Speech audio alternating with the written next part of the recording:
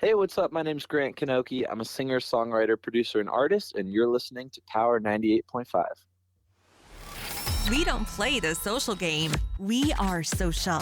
Power 98.5.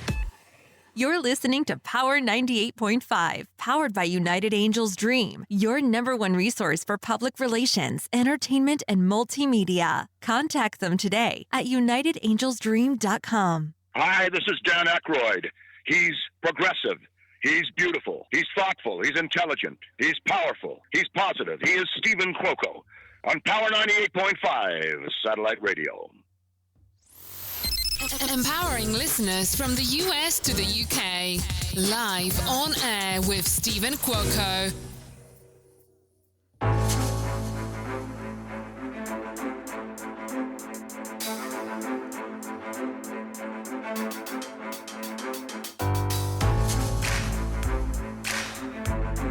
You know, it is not only fall, but it's feeling like winter right now.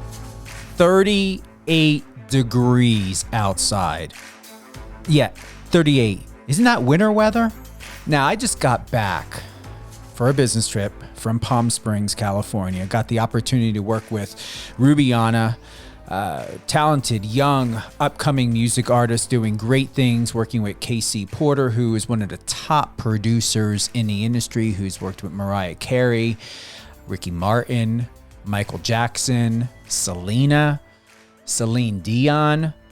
And I'm going to tell you, I remember when I lived out in Palm Springs, that summer weather all year long. Boy, do I want to go back, and I hope something brings me back. And I'm going to tell you this, I'm ready to move back to Palm Springs. So, you know what? We are here, Power 98.5 Satellite Radio, based out of Manchester, UK. We are also out of New York, currently in Colorado, working on some projects right now, getting things done. So doing a lot of travel. My clients, Bias, Breaking in a Sequence, is going to be performing in Denver on the 28th, Thursday.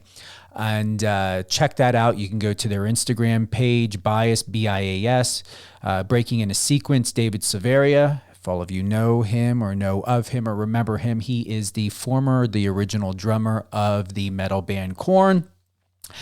So once again, they're going to be in Denver on the 28th.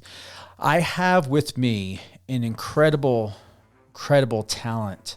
Thank you to my dear friend Marcos Papadatos over at Digital Journal. We have Erik Fellows. You know him very well from the hit show Purgatory. He's here with us today, and we're going to find out a lot of great things. Exclusive information you're going to hear first here live on air with Stephen Cuoco on Power 98.5. So welcome, my dear friend. Hello. Erik Fellows. Hello. How are you? Hello. Thank you for having me. I was like, hello, and you could hear me yet. So I hear 38 degrees. 38 degrees. 38. Yeah. I am so sorry, my friend. I know you've got the LA weather right now. Well, I actually haven't stepped outside yet. So it could be a chilly day. I'm looking. Let me just take a little gander for you. Yeah, it's nice, but I will tell you it's a little windy. Okay, we'll go back in. I wouldn't mind a little bit of wind, but it's not 38 degrees with wind. No, it's not. So, you gotta get your butt back to Cali, man. Yeah, I definitely plan on it. I'm working on it. There's a lot of projects that are at hand. There's an opportunity that could bring me even into Atlanta. So what I'm really happy about is there's movement here. Great. Well, Atlanta gets a little chilly too, but still, I don't think you're gonna be dealing with 38 degrees. Well, maybe sometimes. I hear you get a little bit of snow, but that's once 100 years, so you'll be fine. Well, I'll tell you this. I don't know if you know anything about Colorado. This is my first fall winter here, so the projects extended a little bit longer, and I don't mind. But I was hoping to have been out of here beforehand, but I'm not going to knock it. But I'm looking forward to. So to everyone who's tuned in live on air with Stephen Cuoco on Power 98.5, we have an incredible, talented young actor, Erik Fellows, recognized and known for the hit show Purgatory. Bring us up to date now. You did a recent interview with Marcos Papadopoulos at Digital Journal, and he did a review, season 2. He stated or said it's edgier and more intense than ever. Would you like to go more into detail about that? Sure. First of all, I would like to give a shout out to Marcos and a happy birthday to Happy Mr. birthday. He's been wonderful. It's the second season dropped September 16th on Popstar TV. It's a newer digital platform. It's been out for a handful of years, but it's just kind of in the last 2 years kind of getting started. They actually just did a revamp on the whole entire platform itself. And we did 2 seasons. The second season's out now. Him quoting edgier, and what was the second? It was edgier and what? Edgier and more intense than ever. Yes. Okay. Well, he's not. I would say he's right about that. The show itself, it's basically about 12 strangers who get this private invite to this New Year's Eve excursion event at this place called Shambhala. And none of us, I mean, except the person that we brought with us as a guest, or the significant other, none of us know each other, but we're all been attached in a way that brings us there for one particular reason. There was a murder that took place, and it was basically very relevant to all of us being there. We're all attached to it in some sort of way. We get to know each other. First couple episodes of the first season, we get to know each other, introduction, and there's a surprise to the event that the host is leading us to. We end up getting lured to this cave. The cave gets shut on us basically, and we get locked in this cave to survive for the rest. Basically we're made the best man win, sort of thing. We start to find little clues along the way, why we're there. We start to realize who is who, and who's involved in this particular murder. They reveal the situation kind of early on, but the play on who ends up, who's tied into what throughout doesn't get really revealed into like the second season and all the way until even the end, because it only goes 2 seasons. My character, Bobby, I would say this is probably the edgiest character I've ever played. He's an ex-con murderer. He does awful things to people, but there's an odd soft side to Bobby at moments. Well, at least I tried to find that soft side, because the way that the character was written wasn't really redeemable in any way. So going into it, I remember the director said to me on the first day, he goes, good luck making him redeemable, man.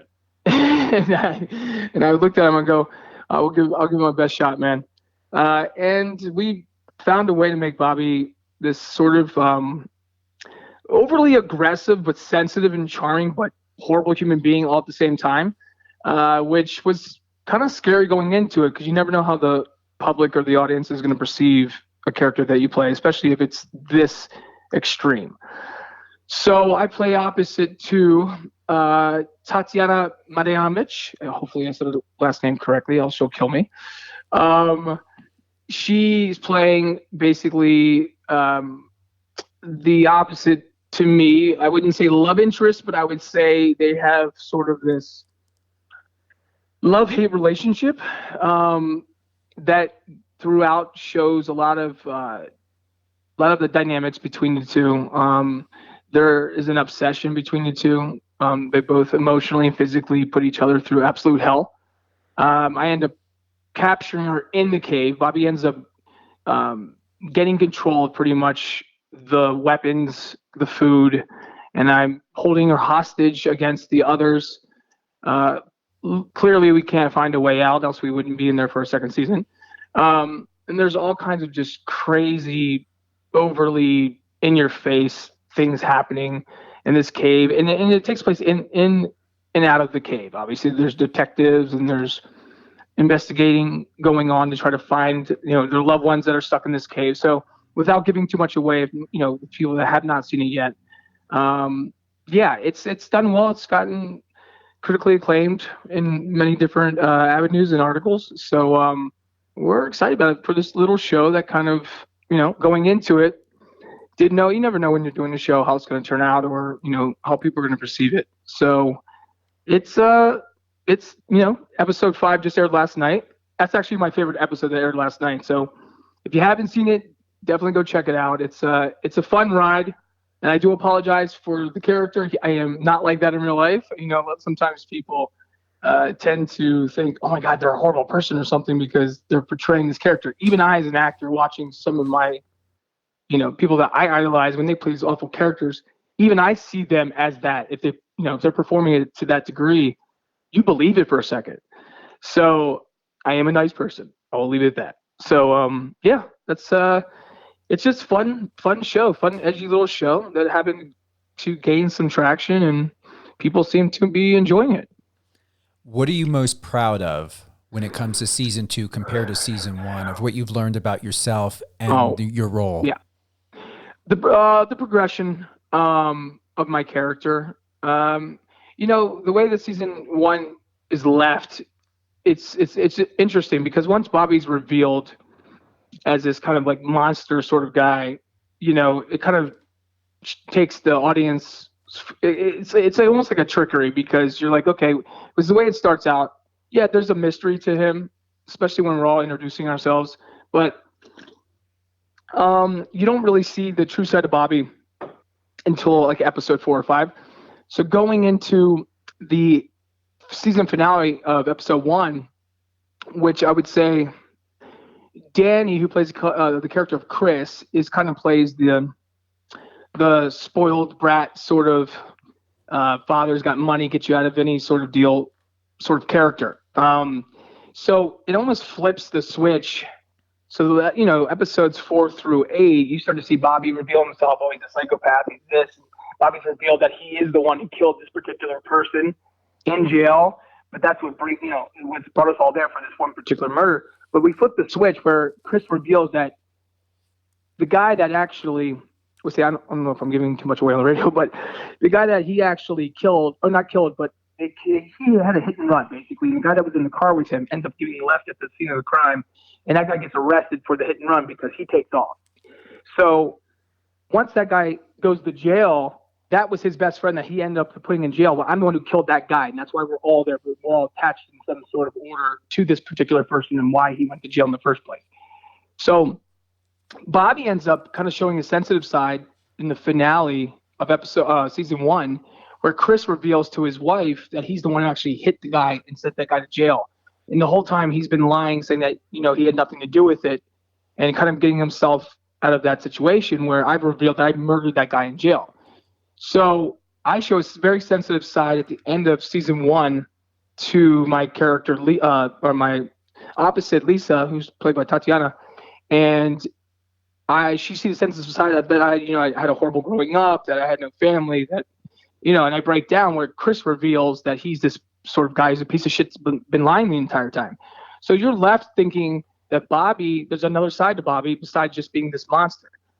But going into season 2, the way it was written, there's this extremely edgier, like Marco said, edgier aggression that's taken into the season 2, where you really start to see Bobby's true colors.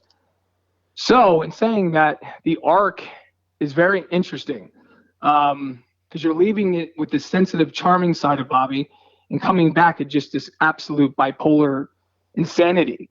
I'm proud of being able to each week take this guy against the newer heights, and I get messages saying, God, he's really a sick human being, and just saying all these things, but we love him. I think I'm proud I was able to make a character who is that aggressively written, still likable. It's not easy to do, because you're asking yourself, how can I do that if this was normal life? If you're out there keeping people captive and murdering people and talking to them in a way that you would only talk to your worst enemy, but people still enjoying watching that's interesting.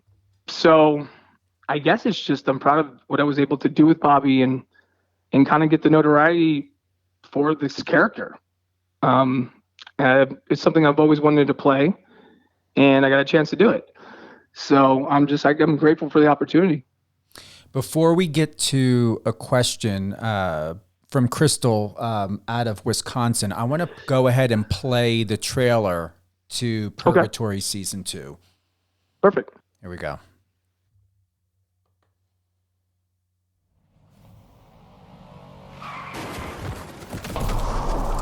Yeah, well, you know what? What happened, happened. It's in the past, so we've got to move forward, okay? Cannot make your mistakes. I don't think any of this is supposed to be quick. We're supposed to suffer.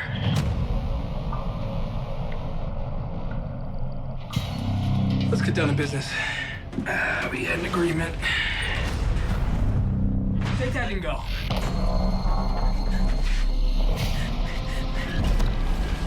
Somebody help me, please! I'm pissed off!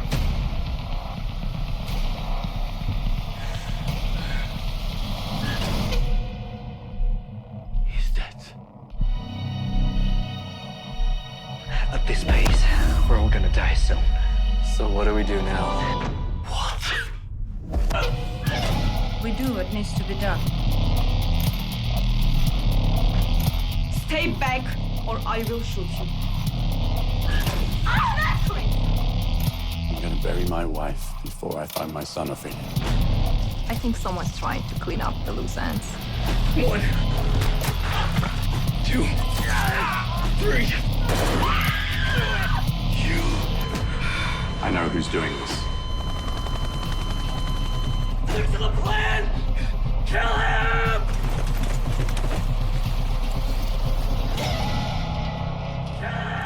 All alone in the wilderness, I can't see you by me. The way the trailer looks, it looks more like a film than a TV show. I find it interesting. What's interesting about it is even how, the cinematography on it was actually spectacular. They did a fantastic job. I have to give a shout out to the guys who shot it, man. They were really, well, we shot in Armenia too, which was very interesting. It's my first time ever shooting anything in Armenia or even just being in Armenia. So I didn't know my expectations. I didn't know what to think, going into it. But it was actually quite beautiful, especially in the first season when we shot in the snow. Leading us into the cave. Well, one, it was freezing. So speaking of cold, it was definitely cold. But it put us in the element. But they did a spectacular job shooting the show. It feels, it's very cinematic. And they were talking about actually turning both seasons into a movie. I'm not sure if they're still going to do it. I've been in touch with the producers, but they would take, obviously the footage from 16 episodes and condensing it down to probably an hour and 40-minute movie. And it would play out well because it does feel like a movie. And it actually could have been played out even better as a movie. I don't know, because there's a lot of in-between stuff that you could have cut down and even gotten, we shot in 16 episodes. I think you could have done the show in 12. Because again, you're in not one location of a cave. It was a huge real cave too. It was supposedly man-built, which I have to give credit to that guy too, because if the only one man built this cave, it goes down six flights of six stories. It's a big cave. It was like a real thing. It wasn't a built set. It was a cave. So it was kind of wild, man, doing it. And hearing that, just hearing it, not seeing it visually, sounds really creepy. It is. It felt like a horror flick. Well, it is. Yeah, it's a suspense thriller, psychological thriller horror. Yeah. So it's everybody did a great job, man. We're proud of this little show that ended up kind of getting a little spark. So we're grateful for it. And can't say anything bad about it because it was a good experience and got to play something that I've always wanted to play. I mean, I played, the Nemesis or darker characters, but this particular character, I think I took him. They let me play a lot with him, and they trusted me with it, and not knowing how an audience is going to perceive, because he's doing some pretty bad things in there. But we found a happy balance, I'd say. Crystal from Wisconsin asks, "What is your fantasy role?" I get asked this a lot. Fantasy role. It's interesting because I don't know if I have one particular fantasy role. Again, this was something that I've always wanted to play. So I would say before that this would have been something along the lines of, I like playing the nemesis. I like playing the aggressor. I mean, look, fantasy role, I would love to be playing opposite to someone like Brad Pitt, Leonardo DiCaprio. I'm a big fan, even Ryan Reynolds. I do a lot of comedy too. So maybe something like this sort of role, but in like a dark comedy, playing opposite to some heavy hitter, and amongst the names I've been said. I don't know. That's an interesting question because it's hard to say because I've done a lot of different things, and after a while you start to wonder, what is your fantasy role? I don't know if I really have one. I mean, I got to play a movie coming out called Starfucker, which is a very aggressive title, but that'll be coming out probably early next year. It's about a character, Jimmy Starr, who is kind of like, going through this dark, twisted path in Hollywood. I had a lot to relate to my own life in Hollywood for the last 20 years, but that was something that I think I always wanted to play. I was like, what would it be like to kind of play the life that you've kind of lived? And I got an opportunity to do that with Jimmy Starr, and it's just twist, dark comedy showing the underbelly of Hollywood and the ins and outs, and the kind of left to the truth of my experiences. It wasn't written for me, but it brought my direction, which was kind of like ironic that it was. I think that was something I always was hoping to play. I didn't think I'd ever have an opportunity to kind of almost play my own life. Now Jimmy Starr is definitely, he's this narcissistic sort of sex addicted, aggressive sort of guy, but he's actually a lot less aggressive than I am in general. So it was actually playing a character. I wasn't playing myself because he's much more laid back. And I'm not saying I'm not laid back, but I'm more get to the point where Jimmy kind of is more composed and sits back and listens and kind of takes in the room and kind of like navigates differently than I do. I would say that was probably be a dream role that I never thought I'd have a chance to do, and I got a chance to do it. But fantasy role, man, I don't know. I would love to be a superhero. I'd love to be Superman. You're saying you want to kick Henry Cavill out of the? I think he's gone. Is he gone? Yeah, I think he's done. Now I don't know if the contract was up or he just decided. I think Henry was actually a perfect Superman. Yeah. I think he was well casted. I would love to play Superman. The only problem is I'm only 5'10". So I mean, they could put me in some heavy, big, tall boots. I mean, they listen. They could do anything with camera trickery. It's just Superman is a bigger guy. I would love to play Batman.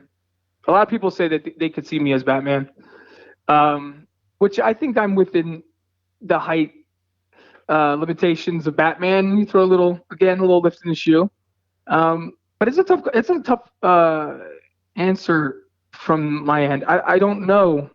I got to do the couple of the roles that I've always kind of wanted to play. I guess now I have to figure that out because I like playing lots of different things. So it's hard to kind of answer that question. But I'd love to play opposite to certain actors. Absolutely, the ones I mentioned, Brad Pitt or Leonardo DiCaprio, even Tom Cruise. He's a bit aggressive. You do well. Oh man. What'd you say? I said you'll do well with all of them. Oh, hey, I appreciate that. Again, we're getting a little bit of momentum, man, and to see how far we can take this thing. But yeah, I'm just happy and grateful. These times right now in the world, obviously, and it's very unfortunate, and we're trying to pick ourselves back up, and the business is in a weird place too. So, and working at this point, I'm just grateful for it because unfortunately, a lot of people aren't, and it's a tough time. We have with us today, live on air with Stephen Cuoco on Power 98.5, Erik Fellows from the hit TV show on Popstar TV, Purgatory. What I would like to ask, what's next for you? What would you like to drop that, exclusively here of any upcoming projects? What's going on behind the scenes outside of Purgatory? Okay, well, like I just mentioned, I have a movie called Starfucker. And it is, again, a dark comedy about a character, Jimmy Star, who is navigating his way through Hollywood, showing the dark underbelly of Hollywood, but in a very comedic, sort of dark comedic twist way of kind of presenting this guy going through his journey. And he had hit a point where, things weren't where he wants to be, his goals or to be. So he's making this adjustment in his life. And his real name is James Rupertson. And the movie kind of starts out as he is entering this world of Hollywood on Hollywood Boulevard. And tonight, I'm Jimmy Star. So he basically is going to do whatever it takes to make it in this town. Again, we try to unveil what our understanding and our experiences collaboratively in Hollywood are. And a lot of these experiences I'd been through. And I think we found a happy middle ground of not being too overly aggressive with things, but it is offensive. And but again, it's a comedy, and it's also very dramatic. This is the first time I've done a film that had this many genres in one. It was very very comedic, but also very, very dramatic and dark, and it's sad at the same time. So there are there's parts that you might even cry in, and there's parts that you're going to laugh in, and there's parts that are really over the top and ridiculous. So we're looking to release in early to mid-January 22 coming out. So we are working out the details as we speak. It has been a long road with this movie.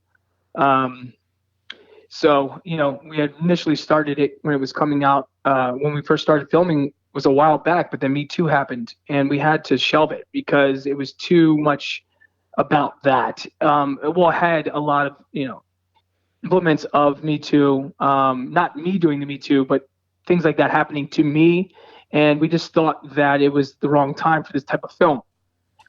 We went back and reshot a lot of different things to kind of format it make it as relevant as possible for social media, for topics. And it's extremely relevant and very present day. Like when you watch the film, you wouldn't have known that things that we talked about even a few years back when we first started filming it, we would have done it at that particular time. But it's almost like we were kind of predetermining how things would be, and it's odd how it kind of turned out that way. So yeah, Starfucker, the movie, is looking to drop in January 2022, finally. We're really proud of it, and I think people will enjoy it. I think it definitely will get a mixed understanding because of the content, but there's lessons to be learned in this film and what people are willing to do sometimes in life to succeed. And I think that we put too much pressure on ourselves, and we think that we have to show ourselves in a certain light instead of just being ourselves. And it's kind of a lesson to be taught to all people. It's not just about the industry, it's about life. So that will be dropping in January. I have another film called Divorce Bait. Is another kind of it's a raunchy rom-com that will I know that will be coming out early next year as well. I'm waiting on dates on that. Let me see. I have a movie called Zero Road that is coming out sometime early next year. I have a movie called No Tears in Hell.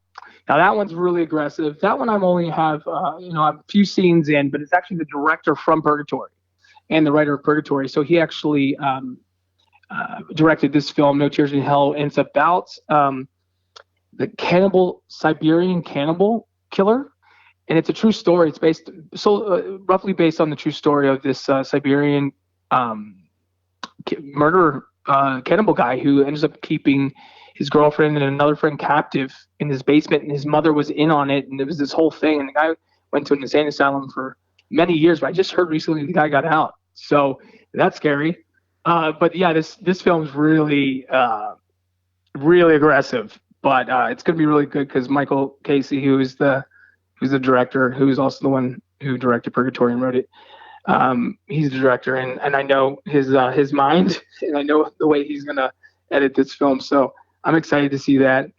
I have a handful of projects right now that are in development that we are looking to get started on either early in January and another one going in June, but two very different films, but films that I'm producing as well, but also starring in. I can't mention the names yet because it's in the stages of development, but they're going. So maybe if I come on a later time and I'll be able to talk about those. But yeah, I have a handful of projects that we're working on, and a few other projects even from the ones I listed that are coming out. But those are the main things I think that people will enjoy if they're into different genres. And to drop a gem for myself, Erik already knows that whatever role or roles he has planned for me, not only will I be doing the public relations part on these projects, featuring myself, even if I'm only on for 5 minutes, but we'll get you on for at least 10. Come on, buddy. Now that I know that you want to do that, are you kidding me? We got you, dude. No, man, you're East Coaster, buddy. You're coming on board. I appreciate that. Erik, absolutely. I want to thank you for being with us today, live on air with Stephen Cuoco on Power 98.5. We've covered a lot. Purgatory Season 2 currently out. You've heard it from Erik. He shared with us several golden gems of upcoming projects, films that are going on. Erik will be back on again. Stay tuned and tune into this live episode this Saturday and Sunday, 8 a.m. Eastern Time and 6 p.m. Saturday and Sunday at 8 a.m. and 6 p.m. I want to thank Crystal from Wisconsin for the wonderful question. I always value questions from the audience here and all around the world. Erik, couple things. Can I give a shout out real quick? Can I give a shout out? I was just going to tell you. Oh, man, no. Yeah. I was like, oh, my God, I forgot to give a shout out. I want to give a shout out for people that made Purgatory possible for myself. First of all, my very good friend and showrunner of the show, Clay Turnage. He's the one who brought me onto the project. He's a good friend of mine. He's also a producing partner of mine. And, again, a very good friend. I have to say, Clay, thank you, buddy. I have to give a shout out to Tatiana, who plays Lisa opposite to me. She does an amazing job in the show, and she's a very, very, very talented girl and a good friend of mine as well. And I have to give a shout out to the whole cast and crew. And then Haik, who is the other director from Armenia. Haik is a really talented director in Armenia, and he made all this possible. And the editors, basically everybody who's a part of the show, and Danny and BB and everybody who's part of the show. Congrats to it, but also wanted to give a shout out to those guys and Mark David for directing Purgatory, Starfucker, and also many of the movies I've done, Texas Heart, Johnny Street Revenge, American Cowboy, Val Kilmer. Mark is giving me my shot in Hollywood, and he's the one who gave me the shot with Starfucker, and we're really excited for it. So, Mark, I love you, dude, and thank you. And anybody I left out, I'm sorry. We are live on the radio, so sometimes your brain goes to mush. Yeah, but you're going to be back on. So even if you got to take some notes, you can write it down. And I want to give a shout out and thank you for reminding me to our dear friend, Marcos Papadatos, over at Digital Journal. Thank you for setting this up. Happy birthday, my friend. I know you're going to be listening because I'm going to be texting you afterwards. And you're going to be looking. Yeah, good. Happy birthday to you. I was about to sing, but I don't have the best voice. But who cares? I'm singing happy birthday to you. Happy birthday to you. Happy birthday, dear Marcos. That was good. That had a little run there. Happy birthday. Anything else you want to include? Website, social media, where do you want people to go and connect? Social medias. God, we have so many social medias these days. Erik Fellows Official, ErikFellows Official is my Instagram. And then Erik Fellows, anything that's on Facebook that is verified, that's actually me. Obviously, there's different ones. Those are not me, so be careful who you talk to. And Twitter, but I don't use Twitter that often, but it's all Erik Fellows. I mean, you'll be able to find me. But I use Instagram the most. That would probably be the best outlet. But yeah, Erik Fellows Official. Any closing thoughts, words of wisdom, Erik, you want to share? Well, I just want to say, Stephen, thank you for having me on. You're an awesome guy, and it's cool to know that East Coasters you stick together. No, I just look, I get asked a lot about any advice for new actors or this or that, and I really feel like in this business, you're constantly, not that you're constantly this new person, but you always have to reinvent. There's no like rhyme or reason for a lot of this stuff. It's about persistence and perseverance and staying on top of things and just kind of outsmarting the situation. You always gotta be having your wheels turning and figuring out a way to push yourself forward and show a side of you that people haven't seen yet, or just always stay humble. Though I will tell you that the humble understanding is the number one key in this business. No matter, you see people, they have a sense of changing or allowing themselves to get a little bit ahead of themselves sometimes. At the end of the day, we're just living life, all of us, and I think that we need to take in consideration that life is one thing, but this business is another thing, and sometimes we mix the two and we allow it to affect us. And I still do to this day, and I try the best not to.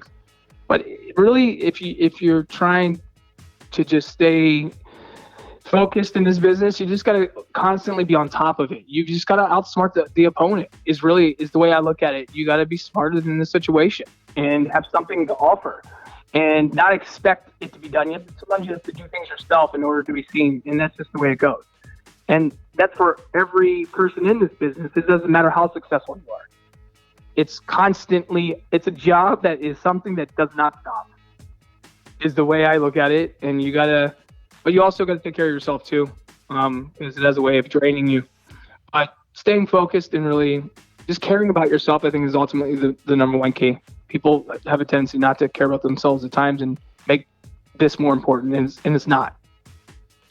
I appreciate the words of wisdom. Erik, hold the line. We're going to close out. Before we do, anything else you want to add in? Anything that we didn't cover? Because I know we had a long list. I want to give a shout out to my mom and my dad.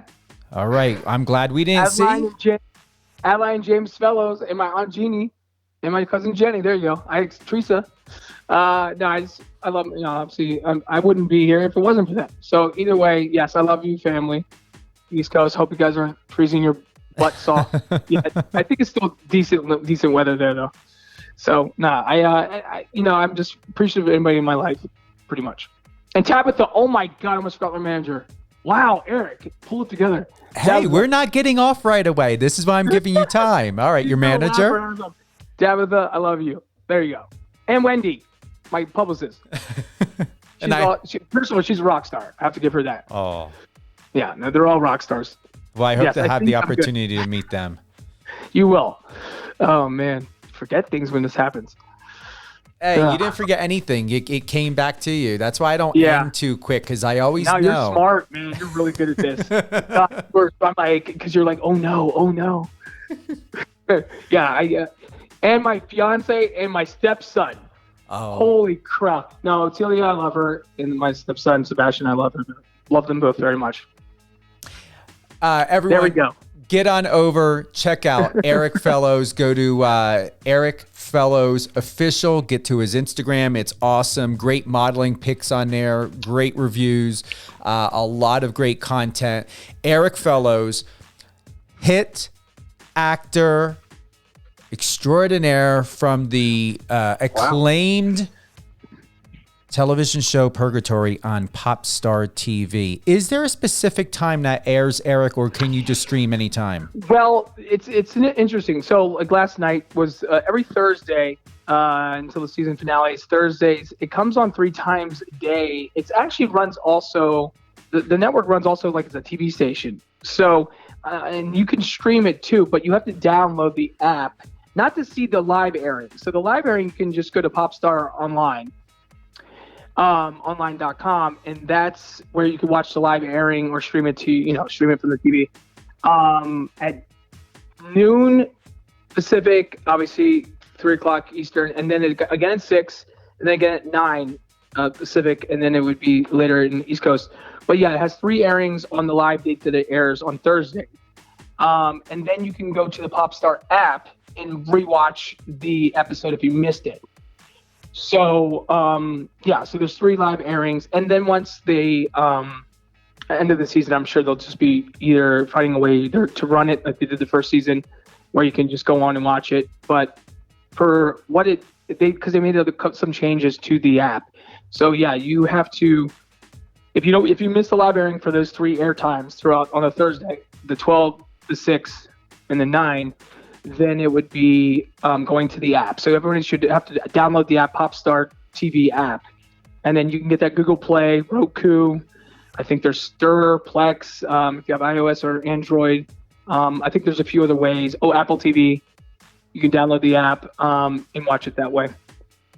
Awesome. I love it.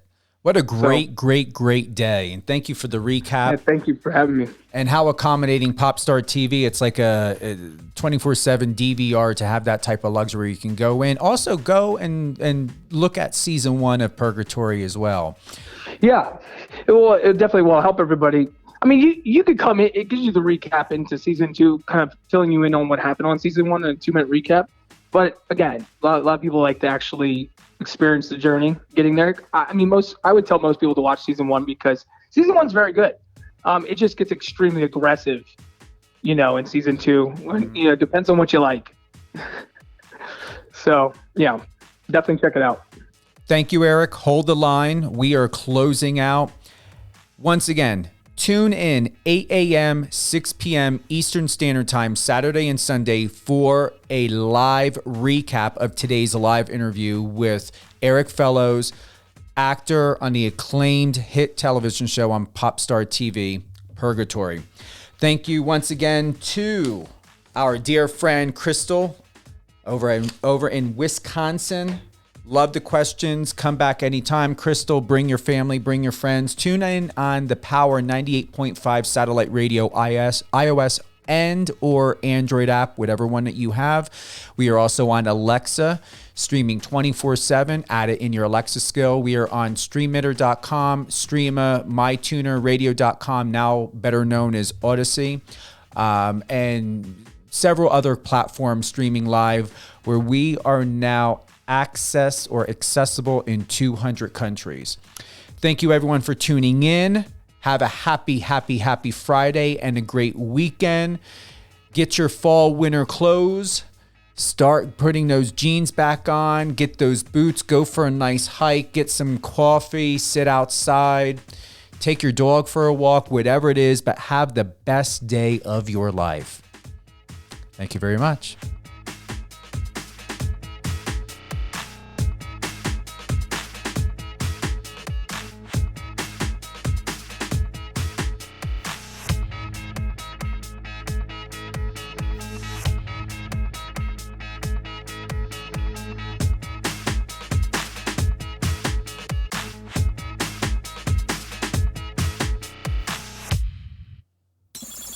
Friend us on your socials and let's connect.